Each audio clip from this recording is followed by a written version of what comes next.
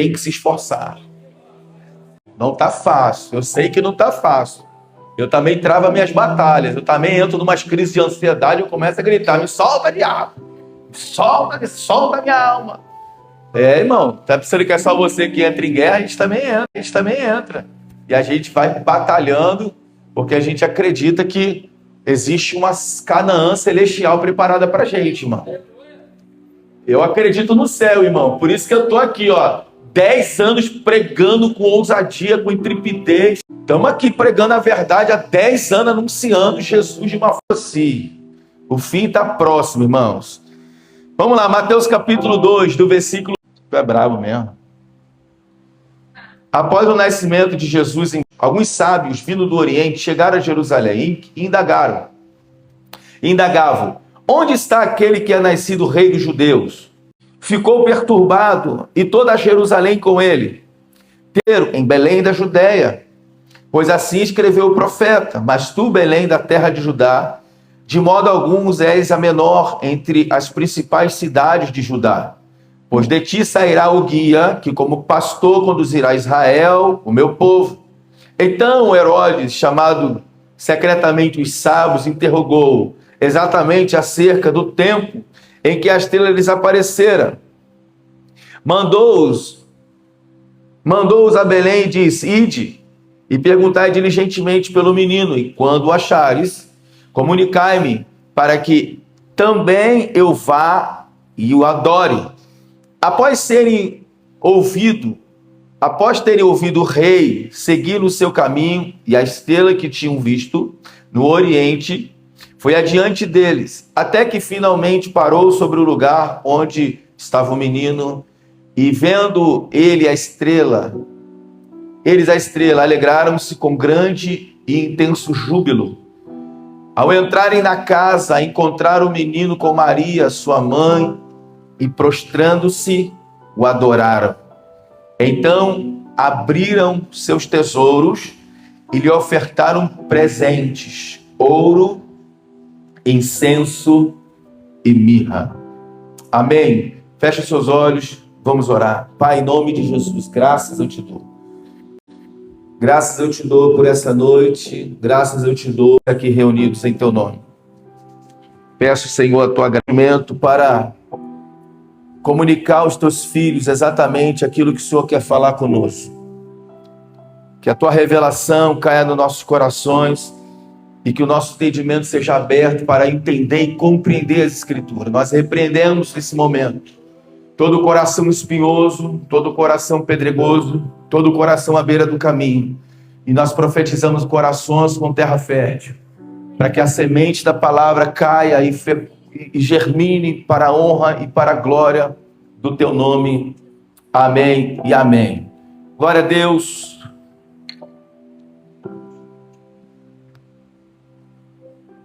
Gente, você que tem o dom de cantar, porque quem canta, disse o Salmo 500, seus males exclamam.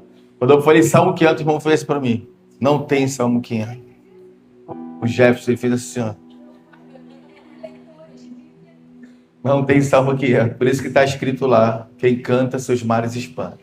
Por favor, vem nos ajudar, que nós precisamos de músicos para nos ajudar no Jesus com seu discípulo. Na história do nascimento de Jesus, normalmente quando vem um período aí de Natal, né? Só se fala do nascimento de Jesus. E esse texto narra exatamente toda a história do nascimento de Jesus e o que envolve o seu nascimento, né? O que me chama a atenção nesse texto, irmãos, antes da gente entrar aqui no que eu quero falar, é que aqueles homens, eles acompanhavam as Escrituras, eles estavam atentos ao tempo profético e eles observavam as profecias.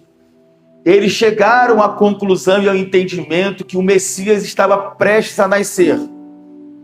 E porque eles estavam interessados, porque eles estavam acompanhando, Deus deu a eles o sinal do nascimento do Messias. E isso é algo que chama a minha atenção. quando eu estou fazendo discipulado, quando eu converso com alguns irmãos mais próximos, eu sempre falo com eles, nós que somos leitores da Bíblia, que somos estudiosos das Escrituras, e olha que eu não sou nenhum mestre, eu não sou ninguém tão aprofundado na Escritura, mas aquilo que eu estudo, aquilo que eu leio, me deixa, irmãos, assim, perplexo de saber o quanto de profecias estão se cumprindo da vinda de Jesus. O quanto de profecias já se cumpriram e o quanto de profecia resta para o nascimento de Jesus, para a ascensão de Jesus, para o arrebatamento da igreja. 2 profecias faltam. Vem agora na minha memória, 2 profecias estão faltando para Cristo arrebatar a igreja. Primeira, a manifestação do anticristo, que é o filho da perdição. Segunda, o evangelho ser anunciado nos 4 continentes da terra. Só que eu não sei se você sabe, você pode pesquisar depois no Google, Jesus está aparecendo para muitos muçulmanos. O próprio Jesus está aparecendo e pregando para eles. Por quê? Porque é um país muito fechado para a entrada do evangelho. E quem entra lá é decapitado, é morto. Então o próprio Cristo está pregando para eles, eles estão se convertendo. E eles estão pregando para os seus irmãos lá. Você está vendo na internet, muçulmano que se converteu a Jesus sendo morto, sendo baleado lá, o negócio é terrível. Mas por que isso? Porque a pregação do evangelho, ela está na mão da igreja. Sair para anunciar, mas acelerando o processo. Por isso que o próprio Jesus está aparecendo e se revelando para as pessoas. Aí eu quero chamar a sua atenção para o seguinte: se o próprio Deus já está anunciando o evangelho para muçulmanos e para pessoas que estão em países comunistas, que o evangelho não pode entrar, qual é a profecia que está faltando agora? Justamente a aparição do anticristo. Agora deixa eu te falar uma coisa, o espírito do anticristo já está na terra. O espírito do anticristo, ele já está movendo sobre a terra. O que o espírito do anticristo faz? Ele se opõe a tudo aquilo que é Cristo. Ele é opositor de tudo aquilo que glorifica a Deus. Então você está vendo, escola de samba adorando o diabo agora, ó, assim, ó, nós adoramos o diabo e acabou. Você está vendo pessoas na internet adorando o diabo, fazendo propaganda ao diabo. Você está vendo pessoas falando, eu não gosto de igreja, não gosto de Cristo, não acredito em Deus. Então o que é isso? Isso já é o governo do anticristo na terra. Então o que falta, pastor? Falta agora ele se apoderar de um corpo. Porque ele já está movendo sobre a terra. Quando ele se apoderar de um corpo, e aí já existem várias especulações a respeito do genro do Donald Trump, que ele é uma pessoa que está negociando um acordo de paz no Oriente Médio com outras nações. Se isso for uma verdade, os judeus vão começar a apontar para ele como o Messias. Quando isso acontecer, eu quero te dar uma notícia. Pode ser que eu já não esteja mais aqui. Porque pode ser que eu já tenha sido arrebatado. Por quê? Porque quando o filho da perdição se manifesta, Paulo vai dizer o seguinte, que o filho da perdição vem, o sinal da sua vinda é a apostasia. O que é a apostasia?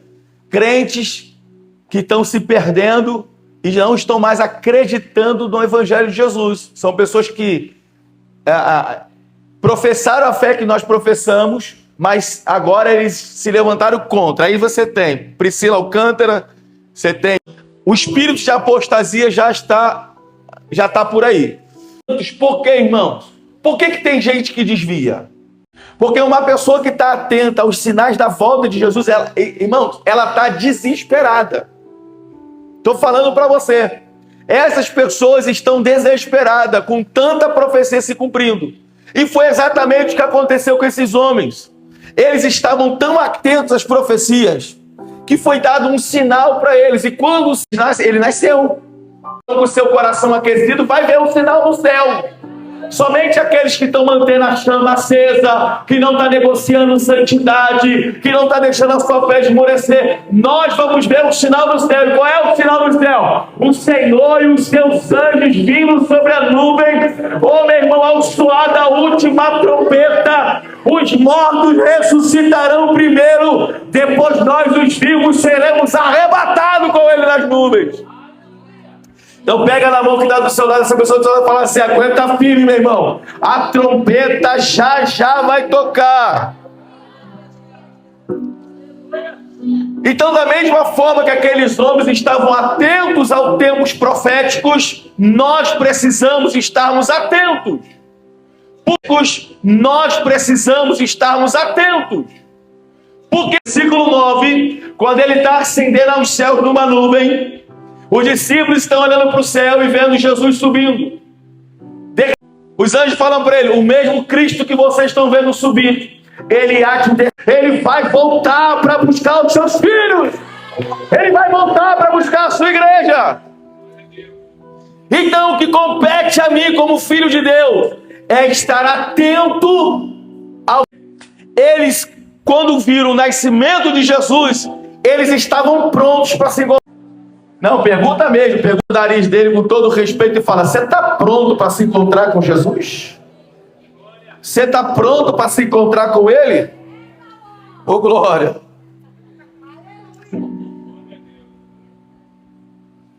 Aleluia, irmãos! Glória a Deus! Então vamos lá, só para a gente entender um pouquinho sobre essas ofertas, mas eu não quero me atentar tanto para isso. São contextos de interpretação. O ouro representa que Jesus, ele veio para reinar, ele veio para governar. E o tempo todo ele estava falando sobre o seu reino, é chegado o reino dos céus. Porque o reino que aqueles homens naquela época estavam esperando era um reino aparente. Quando Jesus, homens naquela época estavam esperando, era um reino aparente. Quando Jesus perdoa pecados, quando Jesus cura os enfermos, eles ficam confusos, porque eles acham que Jesus não veio dessa forma.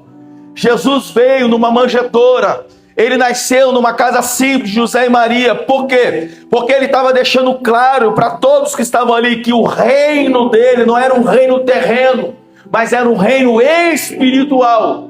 Então, com a corona, com Cristo eu governo sobre o céu do Duque de Caxias. Com Cristo, nenhum principado e potestade, ô meu irmão, pode tocar. Não, olha para alguém que está dizendo: ninguém pode tocar se você está na mão de Deus. Você está governando, você faz parte de um reino, você é príncipe. Não, vou falar de novo que você ficou assim agora. Se eu faço parte de um reino que tem um rei, eu sou príncipe. O que a Bíblia Sagrada diz? Que Deus nos fez irmãos de Jesus. Se eu sou irmão de Jesus, eu faço parte de uma linhagem real. Se eu faço parte de uma linhagem real, eu sou príncipe do reino espiritual. Eu estou falando de coisas espirituais. Alguém está entendendo? Eu não estou falando do casebre que você mora, nem da rua que você mora. Eu estou falando de coisas espirituais. No reino espiritual você não é um pobre coitado. No reino espiritual você não é um miserável. Você é um príncipe de Deus. Você é uma princesa. Você é alguém que está reinando. Aleluia! Glória a Deus! E como que nós podemos entender que essa oferta foi entrega para um rei? Primeiro, a profecia dizia que Jesus viria do trono de Davi. Ou seja, está dizendo que ele viria de uma linhagem real. Segunda coisa, Deus prometeu para Davi que o reino dele seria um reino eterno, que não teria fim. Por que Deus faz essa promessa para Davi? Porque Deus não estava falando de um reino terreno. Porque se Deus falasse de um reino terreno, quando Salomão peca, o reino foi dividido, o reino foi rasgado. Deus estava falando de um reino espiritual. Então Deus faz um pacto com Davi. Davi, em você eu faço um pacto contigo. O teu reino será um reino eterno. Por quê? Porque será um reino eterno. Por quê? Porque da raiz de Davi vai sair aquele que vai esmagar a cabeça da serpente. e ele vai governar sobre todas as coisas. Então, Deus faz um pacto com Davi, uma aliança com Davi. Então, a mirra. Por que uma oferta de mirra, irmãos? Porque a mirra, ela representa sacrifício. A mirra, um anestésico. Como é que fala o nome, gente? É como anestésico. Como Jesus tinha um plano redentor. Qual era o plano? O único ser humano que pisou na terra, que já sabia que ia morrer e sabia a forma que ele ia morrer. Porque quando nasce, ele ganha mirra de presente. Por que ele ganha mirra? Eu e você estamos atrás da mirra. Eu e você buscamos mirra todo dia. Deus, tu já acordou, tu já fala, Deus, bota mirra no meu corpo. Deus, bota mirra na minha língua. Deus, bota mirra nos meus olhos. Deus, bota mirra no meu pé, bota mirra na minha mão. Eu e você buscamos mirra todo dia. Por quê? Porque Paulo vai dizer, todos os dias somos levados como ovelha muda ao matador. Ou seja, todos levados. Seu morto, ele já nasceu sem... Ele não se sentiu confrontado bem. Essa história que envolve a vida de Jesus, porque Isaías 53 vai narrar a história de um servo sofredor. E o Salmo 22 vai falar do sofrimento do Messias. Ou seja, tudo em torno de Jesus já estava apontando para alguém que viria praticamente morto. Crucificação. Só que ela é oferecida misturada ao vinho. E no seu sepultamento. No sepultamento de Jesus, ele também vai receber mirra no corpo. Jesus foi a única pessoa que nasceu sabendo o seu destino de morte. O destino de morte de Jesus ele já sabia. A cruz me espera. E quando o tempo foi se aproximando, ele começou a dizer para os discípulos, está chegando a hora. Eu vou me entregar. Os discípulos não entendiam. Porque para os discípulos ele se revelou como Messias. Mas ele sabia da sua missão e o seu destino era se entregar na cruz do Calvário. Então, as 3 ofertas, ouro, mirra e incenso. Pastor, o incenso representa o quê? O incenso representa Cristo como sacerdote. Porque incenso está falando de orações. Senti aqui agora o negócio. Incenso fala de orações. Todas as vezes que o sacerdote andava para oferecer ofertas pelos sacrifícios do povo, eles matavam, sacrificavam o animal. Ele tinha que sacrificar por ele. Ele tinha que se limpar primeiro, antes de entrar. Não está falando de sacrifício, está falando de orações. Ele já recebe incenso de presente. Você é aquele que vai se entregar como sacrifício. Isso aqui, ó, era... Aqui no templo, os sacerdotes, os levitas ficavam. Eles na hora não tinha diálogo. Só podia passar para o santo dos santos. Deus fala para ele, o teu sacrifício vai ser perfeito. O teu sacrifício eu vou receber e vai ser santo. Então, quando Cristo nasce, ele já nasce com a responsabilidade de ser o sumo sacerdote. Só que olha que coisa forte, irmão. Só que Cristo não vai vir para oferecer um cordeiro. Cristo não vai vir para sacrificar animais. Alguém pegou lá fora. Ele não vai chegar diante de Deus derramando sangue de bode, sangue de galinha, sangue de porco, chega lá qual for o animal. Cristo não vai derramar nenhum tipo de sangue. O que vai acontecer? Cristo vai se colocar no altar. Ele vai se colocar no altar e vai morrer por nossos pecados. Então preste atenção, irmão. Foi Herodes que matou Jesus? Não. Foram os fariseus, os religiosos? Não. Foi o povo gritando, solte Barrabás? Não, não foi ninguém, meu irmão. Ninguém pode matar Deus. Ninguém pode tocar em Deus. Cristo se entregou. Ele disse: eu me entrego como oferta. Eu sou o Cordeiro de Deus que tira o pecado do mundo. Eu sou o Cordeiro de Deus que tira o pecado do mundo. Eu sou o Cordeiro.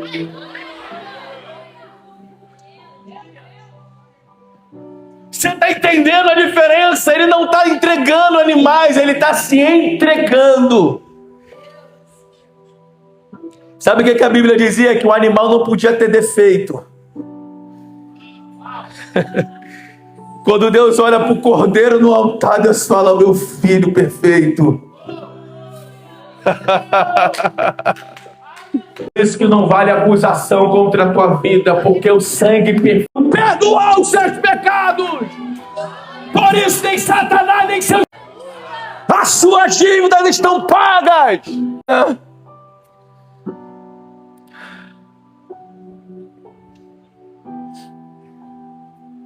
Governa.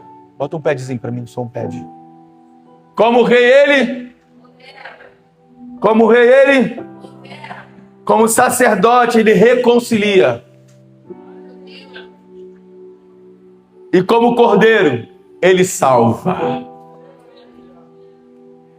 Como rei ele governa. Como sacerdote ele reconcilia.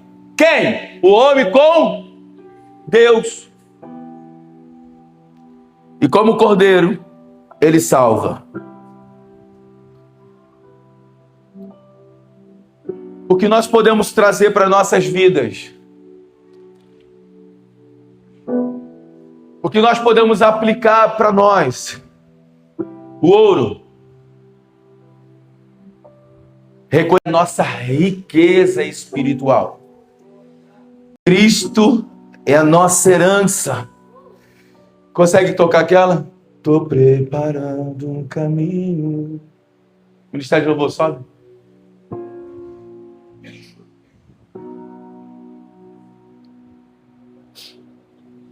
Então Cristo, com tudo que você precisa, está.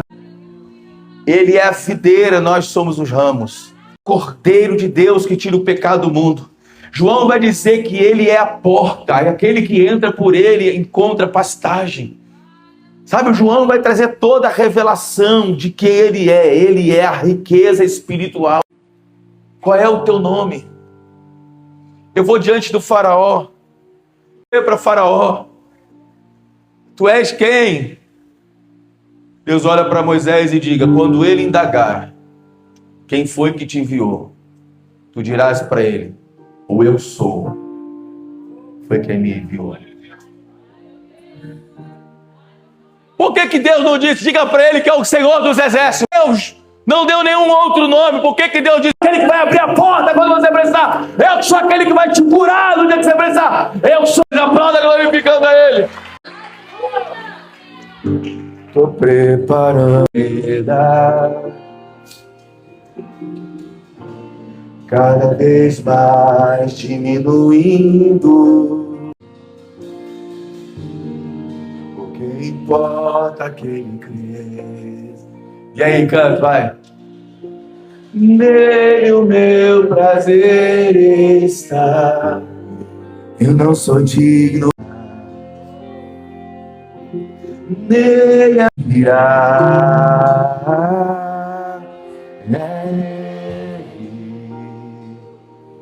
Por ele que eu estou gastando a minha vida. Oi, com alegria. Por ele que eu estou gastando a minha vida. E aí? E com alegria, ano dos meus dias. Pra gente terminar, fica na mesma música. Incensação, oração e devoção a Deus. E a mirra significa entregar as nossas vidas por completo.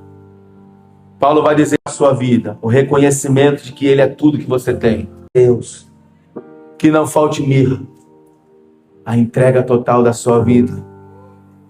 morrendo completamente para esse mundo, vivendo para Deus. O caminho. Vamos adorar o Senhor? Vez mais diminuindo, eu não sou digno de desatar as suas sandálias. Nele a minha vida está. Eu caminho como a ele virá. Diga só, irmão, diga. A minha vida. Alguém tá tocando fora aí, ou você ou o Felipe. Não é poder. Ele dos meus dias. E ele virá. Diga isso. Soberano em poder, ele virá. Ele que eu estou gastando.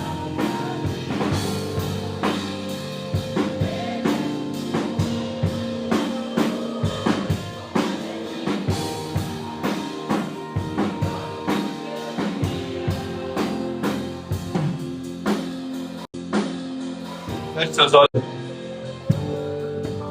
É uma mensagem de realinhamento, reposicionamento, onde nós precisamos entender que Cristo morreu como um cordeiro para mudar completamente a história das nossas vidas,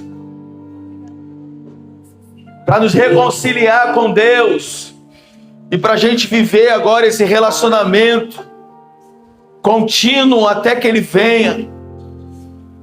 Então se volte para Deus, se reposicione, redirecione sua vida, sua entrega precisa ser total. Não se entregue de forma parcial, porque Cristo é o nosso. Hoje a minha oração é para que se de repente você está aqui, está afastado da sua fé, volte hoje. Se você está distante, eu quero voltar a me conectar com o Pai, eu quero me reconciliar com Ele. Se você conhece Ele como Rei, diga: eu reconheço, Tu és o meu Rei. Eu não tenho dinheiro, Jesus, eu não tenho posição, eu não tenho nada para te oferecer, mas eu tenho a minha vida. Eu tenho a minha vida, recebe a minha vida, Jesus. Eu te entrego tudo que eu tenho de melhor, a minha vida. Recebe a minha vida, Jesus. Recebe a minha vida, Jesus. Se você está aqui nessa noite e o Senhor falou com você, e Deus falou com você, vem para cá diante do altar. Deixa eu orar por você. Se tiver alguém que queira voltar para Jesus, entregar sua vida para Jesus. Você já entendeu que não dá para você viver longe. Você já entendeu que não dá para você viver distante. Você já tentou de várias vezes.